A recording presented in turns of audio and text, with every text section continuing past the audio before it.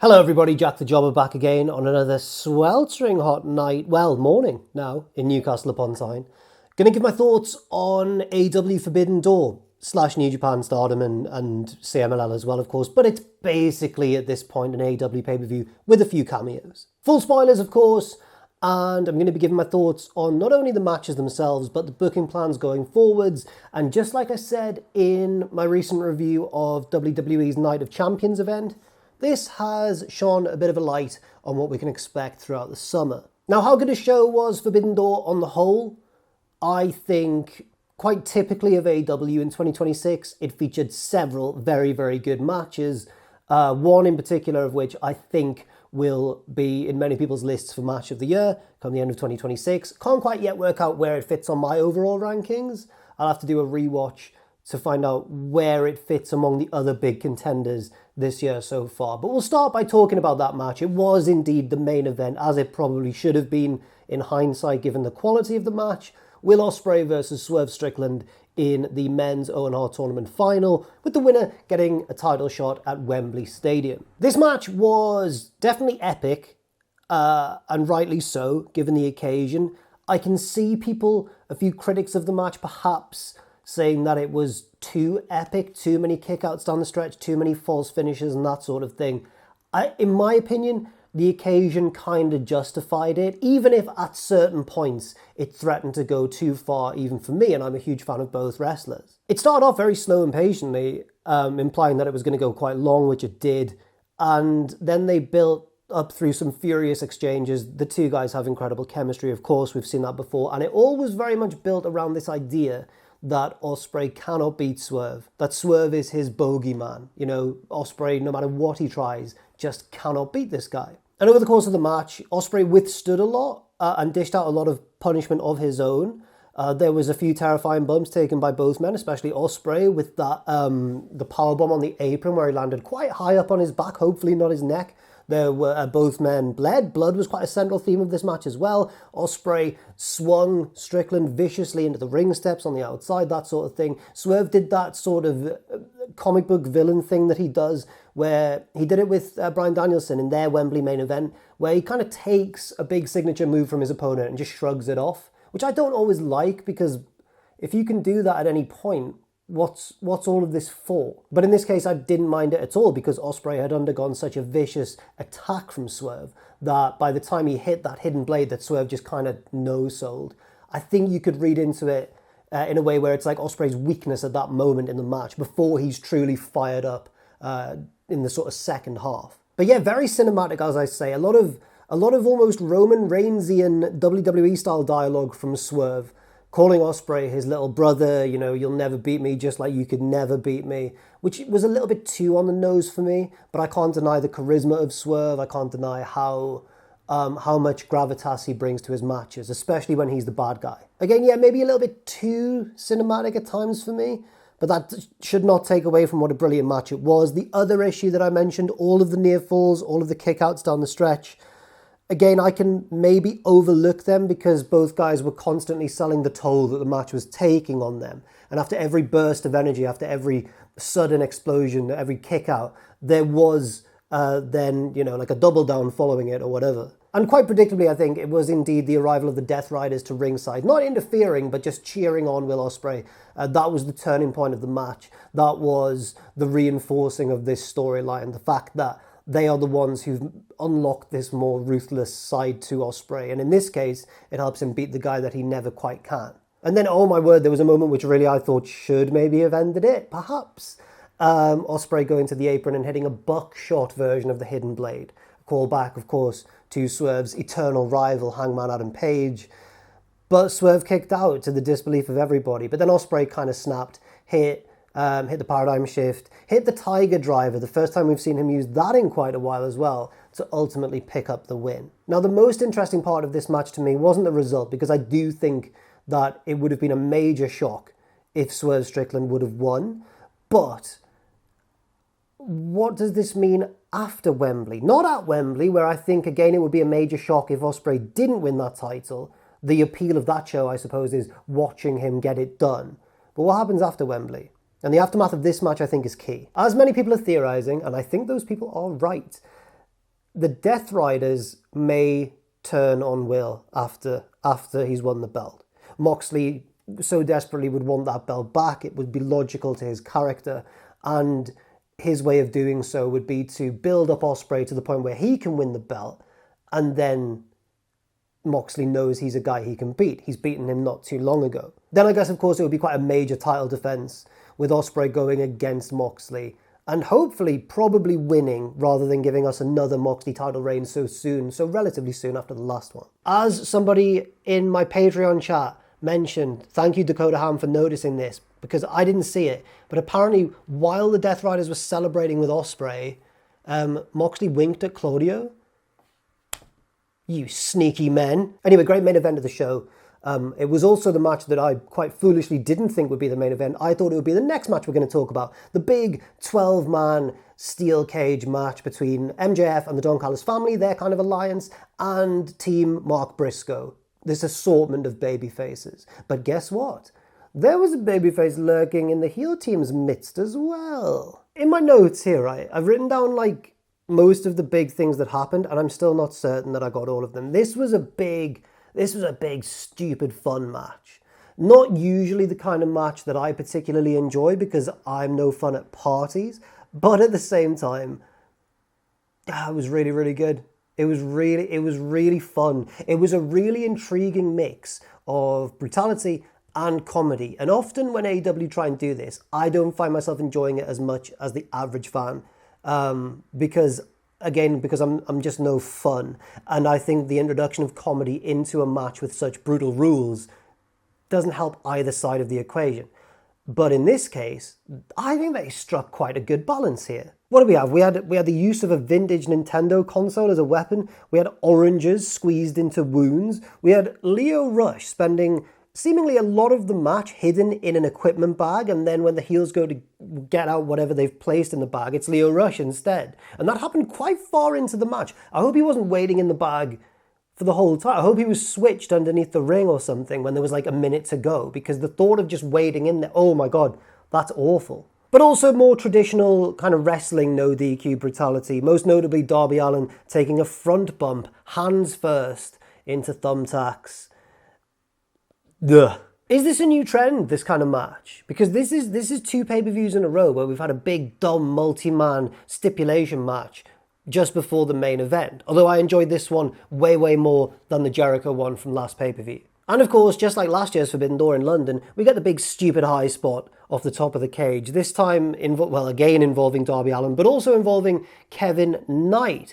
Kevin goes to retrieve a bag up there when him and Darby have worked their way up to the top of the cage. Very circular cage, by the way, kind of like a bigger version of the Lion's Den structure. Kevin Knight goes to retrieve a bag that he's got up there with some sort of weapon inside, presumably. No. Darby Allin has rigged it to blow. Kevin Knight opens it. Bang! Explosion in his face. Kevin Knight then falls off the cage through a stack of tables below. Kevin Knight is insane. Yeah, I'll take that move. I'll be kind of blinded by this explosion and then willingly fall off the side of a cage through tables below. Thankfully, it looked like it went okay. And then Darby Allin coffin drops off the top of the cage onto the rest of the heel team. Of course he does. Nice dynamics in here as well between various members of the different teams, playing off previous rivalries or ongoing rivalries in some cases. The likes of Darby versus MJF, Okada versus Takeshita, infighting between MJF and Andrade because they both want the crowd's adulation and attention. There was a lot of little dynamics going on and there was a lot to enjoy. The central one, of course, being MJF and Mark Briscoe. And then the big moment.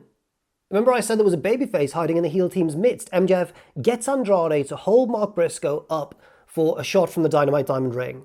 And Andrade turns face, finally. He's basically, apart from being a member of the heel stable, he's basically been a face for a while now. Yeah, he drops Darby and nails MJF with that lovely spinning back elbow of his and rips off his Don Callis family custom shirt, which was a really funny image of Don Callis and MJF kind of shaking hands, I think, or both just posing.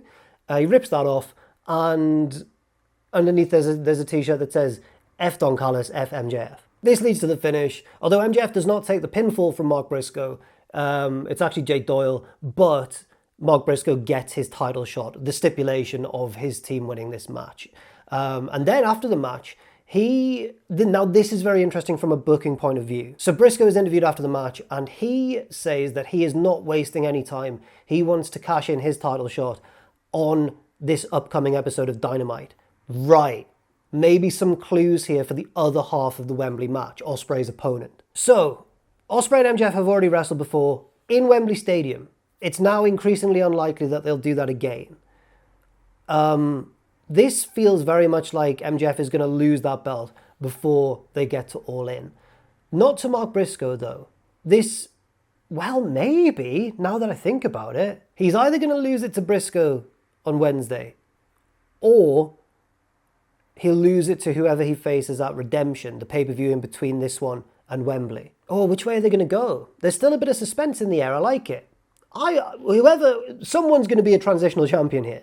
It's just a case of who's it going to be. A lot of people are theorizing that Ospreay's opponent will be Kenny Omega at Wembley, because of little backstage interactions between the two, the history, the great matches they've had together as well, both in New Japan and in AEW, and I think that probably is most likely. So is it going to be MJF to Mark Briscoe to Kenny Omega to Will Ospreay? Or is it going to be MJF straight to Omega, then to Ospreay? There's so many different possibilities. I think if I had to, I'm so excited. I think if I had to guess, I would go MJF beats Mark Briscoe, loses to Kenny. We get Kenny versus Ospreay, probably in a face versus face situation. I guess the weird thing there would be Omega's reign being quite short for such a big name in AEW and everything. But the story of his rise at the moment is not necessarily will he get the title and be a dominant champion again. His story at the moment is just, will he be able to reach that level again? I'll talk about Kenny's match in a short while, because now I will go through the rest of the card in chronological order, and his match was, I believe, the second one on the night. So we'll start with the beginning. We'll start with the opener, the three-way tag team match between the Young Bucks, El Sky Team, and Shingo Takagi and Titan, or Unstable Company. Unbound, sorry. Got Chikara on the brain for some reason. The Unstable. Shout out to anybody who remembers. Yep. This was, I think, a wise choice of opener. I know that conventional wisdom would say, don't put the match with all the flips and all the dives and everything in the first match of the night, because what's everybody else got left to do? But I kind of get it on this pay-per-view, because not everybody, but a lot of the AEW roster can do flips and will be doing that over the course of the night and can do these big high spots. But this match was probably like the least serious. It was the most like popcorn match of the night. It was almost like a PWG style match at times. So by putting it first, you allow the crowd to be more emotionally invested in the matches later on in the night that deserve that emotional investment. Whereas in this case, they can just go like, ooh, look at all the pretty dives. And that was the point. This is not my favorite type of tag team wrestling. I usually prefer more serious kind of psychological stuff. I think FTR might be my favorite tag team of all time, because once again, I'm no fun at parties. However, I absolutely cannot deny the athleticism and the jaw-dropping feats of agility on display. I like the big high moments. I like the high spots. I thought there were one or two moments where there was kind of maybe more obvious elements of cooperation or hesitancy, because a lot of what they were trying to do involved sometimes like all six guys, and there were very complex moments, and it wasn't maybe as smooth as they would have liked it to have been, especially the Bucks, who I suspect, for a tag team with the ambition of the Young Bucks, they would maybe have wanted this to be a bit more of a show stealer.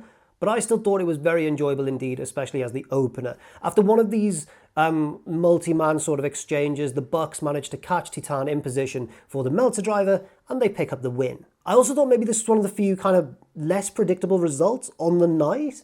I predicted El Sky Team to win, because I thought Tony Khan will at least try to pretend this is still more of a cross-promotional event, not one absolutely dominated by AEW, and give CMLL at least one win on the main show.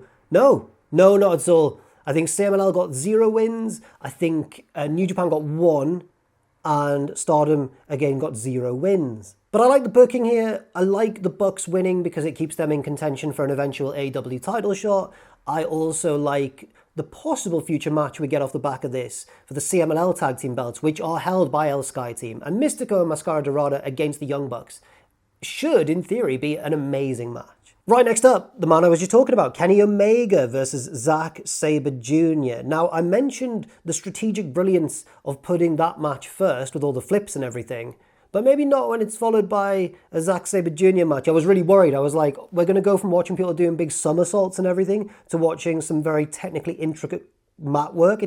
This doesn't bode well. Thankfully, they did this cleverly. The first half of this match was more of a Kenny Omega match, and then the second half was when like the limb work really started, and the grappling exchanges and everything, the submission attempts, they all really started to take hold. Well, not the limb work. The limb work was present throughout, with the story of this match being Kenny Omega's arm being worked on by Zack Sabre Jr. Kenny Omega is one of the best wrestlers of his generation, of his era. I agree with that. Of course I do. I would have liked him to have sold that arm just a little bit more consistently. He sold it in big moments where it was meant to hinder him, like he would like set up for the one-winged angel or whatever, a big power move of some description. I can't quite remember what it was. The arm would give out and he'd be like, oh, foiled by the previous limb work damage. But then just in connective moments between spots and everything. At one point, oh man, this annoyed me. At one point, he just raised his arm in preemptive victory. I was like, Kenny, you're going to need... It was the same one that had been worked on. I was like, Kenny, come on now, friend. But generally, this was a really good match with really good exchanges. I really thought it picked up down the stretch, in particular, a big epic feel. Zack reversing the one-winged angel into that lovely bridging European clutch that he does, but Kenny just manages to kick out in time and then runs into the Zack driver and again kicks out just in time. They did a good job, even though it was highly suspected that Kenny was going to win this one, they did a good job of making you think otherwise at the appropriate time. Kenny picks up the win after I think the third attempt at a one-winged angel, which he eventually nails and gets the pinfall. This was not, in my opinion, an example of like the very, very best of either man's matches, but it's probably like a tier below that. It was still really, really good. It reminded me a little bit, not in terms of the match itself, but in terms of what was going on. I'll explain what I mean. It reminded me a little bit of Zack's match against Ricochet at Wrestle Dynasty, where Zack Sabre Jr., often seen as a very singular type of wrestler, a master of that style he has, of course, having to adapt his game to fit an opponent with a different style, whether it be the high-flying of Ricochet in that Wrestle Dynasty match or Kenny's very unique style. And then Kenny also had to play the game a little bit as well with the submissions and stuff. I thought it worked really well. Sell that arm a little bit more, Kenny, please. Me telling Kenny Omega how to wrestle there. Interesting strategy from me. Right, the third match of the night, Jon Moxley versus Bandido for Moxley's Continental title. This one was an absolute banger. Maybe a little bit predictable. If there was one overall big criticism of Forbidden Door that I would have, it would be not a problem with the action itself at all, but definitely with maybe the setup of certain matches. Because I think that most of them on this show were quite predictable. And I don't mind the occasional predictable result when it's the right thing to do. I've just talked about how I really, really want Ospreay to win at Wembley and it's the right thing to do, even if it's obvious. But this one felt like maybe there were slightly too many matches of that variety in one night. But hey, not every match can be shocking in a brilliant way. You know, that just can't happen. Not every match is going to be like the one we saw.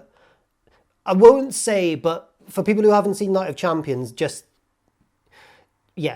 something very shocking and very fun indeed happened on that show. And Moxley versus Bandido was a very, very, very good match. Maybe my second favourite of the night behind the main event. It was predictable because Moxley's belt was on the line, but Bandido's Ring of Honor World title was not. You know, that's my major gripe. The action itself, really dramatic, really impressive. And at first I thought I wasn't going to like it, because quite early on, Moxley hit Bandido with a pile driver on the ring steps on the outside. I mean, match over, you know, could be at that point. I get that Moxley is a sadist, doesn't want to necessarily go for the quick win, wants to punish his opponents, so that makes sense psychologically why he didn't just end the match straight away. But I was just worried. I think when you do a spot like that quite early on in a match, it severely limits what you can do for the rest of it. It stretches the believability in most cases. Most babyfaces should not be able to do the sort of things that Bandido did after taking a spot like that. It breaks your immersion. But fortunately, in this case, Bandido is Bandido. He's one of those wrestlers where you can just believe it a little bit more because he's such a physical freak. I mean that in a nice way. Bandido has unbelievable babyface fire and also the physical ability to pull off some jaw-dropping stuff when he makes that fiery comeback.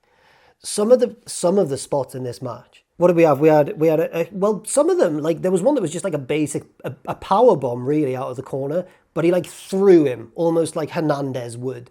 And because Moxley's so much bigger than Bandido, it makes even relatively everyday moves look, well, it turns a powerbomb into a border toss basically. Oh, it looked fantastic. On such a bigger man, it was brilliant. Also, that moonsault fall-away slam thing he does was incredible. The one-handed press. This match was full of fireworks. And then the finish, I got the impression that it was the kind of finish that maybe disappointed the crowd or deflated them, but I'm going to chalk it up to the crowd just being so invested in Bandido and wanting him to win so much, because I actually quite liked the finish. I thought it was like a deliberate intrusion of realism into this superhero world that Bandido has created. Moxley gets a rear naked choke applied. Bandido, I think, crosses himself and then throws himself backwards to crash onto the canvas and hopefully break the hold. Moxley does not break the hold, keeps it applied, and Bandido is out of there. Great match. As I say, I think my second favourite of the night, probably. Next up, a match in a really tricky spot, because until this point, we had 3 different, very well-received matches from the crowd, but they were all kind of action-packed in different ways. This was the first one that didn't feel as fresh, I think just because of its spot on the card. It was the IWGP Global title match, Shota Umino versus Pac. Shota Umino, a much maligned character over in New Japan, earmarked as like a future great, a great of his current crop of talent, one who should rise up and become one of the next main eventers in the company, hasn't really caught on. We've seen it happen with the likes of Tetsuya Naito, for example. He's going to need to find himself or tweak his character or do something to justify his potential. And I feel bad because watching him in this context, out of Japan, in AEW, basically an AEW event, in front of an American audience, I found him a lot more straightforwardly likeable. It helps when you're up against somebody as vicious, an opponent as Pac, of course, who was dominant immediately from the bell, and it made Shota's comeback more exciting. One aspect of this match that I was not expecting to enjoy so much, and it maybe proves that I need to pay more attention to Shota Umino matches, was the striking of Shota. Some of his strikes were really nice. They also got the crowd back on side eventually with a really nice exchange of strikes, which Shota wins. Then Pac hits 2 German suplexes, I believe. Shota powers up from both of those, showing fighting spirit, but then, and I like this, collapses on the second attempt at doing so, because it's just too much punishment. Pac then picks up Shota and just throws him over the top rope through a table. Looked gnarly. But ultimately it is Umino who gets, again, maybe a predictable win. Pac was never going to win the New Japan Global, the IWGP Global Heavyweight Championship, but again, they made Shota fight for it, and it felt like a really earned victory. He gets the win, hitting the Death Rider before then hitting his own finisher, the Northern Lights Bomb, thereby defending his title and getting a measure of revenge against his old buddies, the Death Riders, as well. Moxley gets in the ring afterwards with the Death Riders. Looks like he's about to beat Shota down for beating his boy. But then Shota is saved by the appearance of Hiroshi Tanahashi. Oh, he made the show, did he? Go Ace and all that. I'm a Shibata disciple, I'm afraid. But no, yeah, Tanahashi's there. Lovely to see him. Of course, he doesn't physically chase off the Death Riders. He's retired now and everything. He moves with a noticeable like stiffness about him. But he kind of, and this is quite believable because it's Hiroshi Tanahashi, kind of chases them away just with his aura. So that's, I can accept it in his case. Next up, maybe the sleeper hit of the night. Not that, I mean, I'm a big fan of both women in the match, but I maybe wasn't expecting it to be as good as it was. The women's title match, Tekla versus Starlight Kid. Tekla gets the big entrance with fire dancers, which is really brave because she was wearing a fur coat. She's crazy, man. This match was all action, big swings in momentum, really impressive stuff from both women, but it was all knitted together by Tekla's charisma, basically.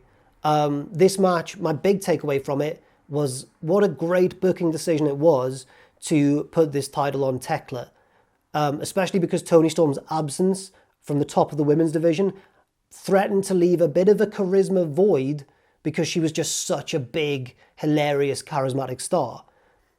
Tekla has filled those shoes, and they're big shoes to fill. As I say, her trash talk and her antics knitted this whole match together. And Starlight Kid as well, her performance was, well, if you've watched Stardom, you know what an excellent in-ring performer she is.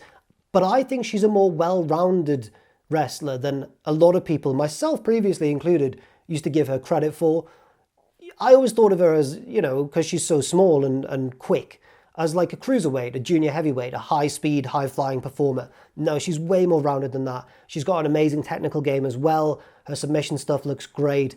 She's an all-rounder. She's a brilliant wrestler too, and proved it again here. After a number of great false finishes that did have me wondering, are we going to get a surprise title change here? Tekla does get the win in the end. She is joined in the ring afterwards by Sky Blue and Julia Hart, and Tekla then unmasks Starlight Kid, who the referee hides her face with a towel, but it's obviously this majorly disrespectful act. How dare you, Tekla? She then uses the mask to then hit the ringside president of Stardom, Taro Okada, with whom she is feuding, even though he's not a wrestler. He's her former boss. Hilarious stuff. Excited to see where it goes from here. Tekla is really the glue holding AEW and Stardom together in this kind of partnership, I suppose. I'm excited that the feud is continuing, because it's basically Tekla versus Stardom as a promotion. And that's exciting to see.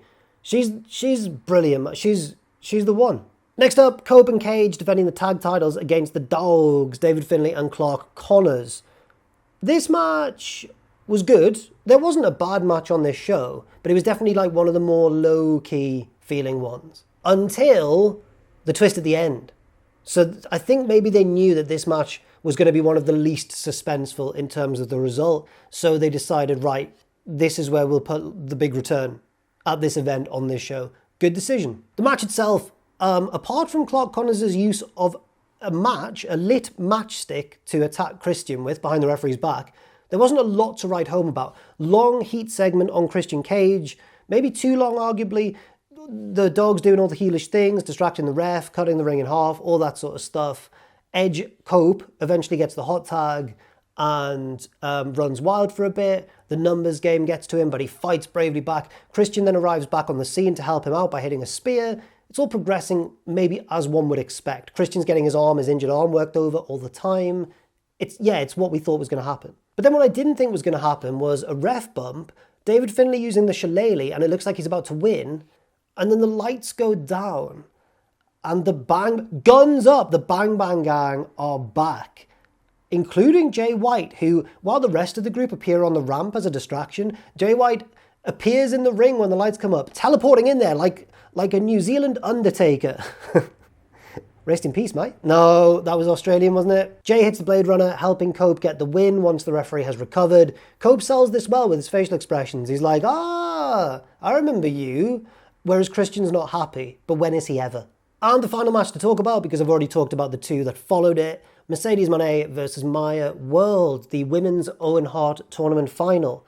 Now, if you've not been following AEW and you don't know the real-life situation behind this match, then basically, a few weeks ago, Maya World very sadly lost her brother. And I think the main point here is that under incredibly tragic and upsetting circumstances, Maya World, who at the best of times is a really good wrestler anyway, put on such an unbelievably gutsy performance here. It was a real show of bravery to have this kind of match, and it was a very ambitious match as well. It was also a match where there were maybe one or two unfortunate circumstances. There was a near wardrobe malfunction at one point. There was a part where Maya World had to adjust her hair, but Mercedes Moné is such an experienced performer with such amazing wrestling instincts. She helped smooth them over, so while Maya World's getting her gear adjusted by the referee, Mercedes attacks her very heelishly. When Maya World's on the outside fixing her hair, Mercedes pretends to count her out to entertain the crowd while it's going on. She remains so good. There were maybe, in a similar way to the men's tournament final, there were maybe too many false finishes down the stretch for my liking, but in this case, even though I enjoyed the main event the most of all the matches on the night overall, in this case, I thought the false finishes were maybe a little bit more justified because the result was less predictable. So when they're all kicking out of each other's moves and everything, and there was a really good submission exchange where Maya World gets Mercedes in the statement maker, Mercedes reverses it into one of her own, and the crowd are roaring Maya World on to make the ropes, and eventually she doesn't, but she gets out of it.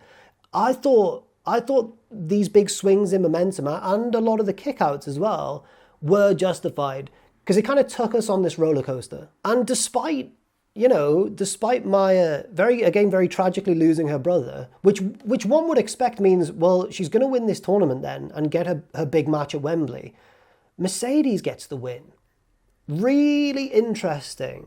At first I thought, wow, Tony Khan, that's a bit too ruthless of a booking decision, isn't it? You've kind of denied her this big emotional moment, which would have been really compelling as a viewer as well. But more importantly, there's the real life stuff behind it too. But then in the aftermath, I think we maybe got our explanation, which was an interview with Athena, who's been Ring of Honor Women's Champion now for like 3.5 years, a crazy amount of time. Athena says, basically, Maya World, I'm glad you lost, ha ha. You will never be able to beat anyone. You think you can beat me? Not at all. I'm champion material. Basically, it's building up, I think, and hope, a Ring of Honor World title win for Maya World. She may well be the one to finally end Athena's reign. But, as I mentioned, she's held that belt for so long that nothing is quite guaranteed. So there we go. A really good night of wrestling once again from AEW, who are having quite a year of 2026 in terms of pay-per-view action. The main event, I think, will be a match of the year contender. I think a lot of people would maybe even say the cage match as well. Moxley versus Bandito, really, really good. Tekla versus Starlight Kid, really, really good. Kenny Omega versus Zack, really, really good. There was a lot of really good matches. But also, I think the most exciting thing is the potential, the possibilities going forwards. But let me know what you think in that comment section down below. And thank you very much for watching. I've been Jack the Jobber. Do like the video if you don't mind. It helps out the channel a lot. And leave your opinions. I've already said that bit. I'm tired. Thank you very much. Thanks. And I'll see you next time.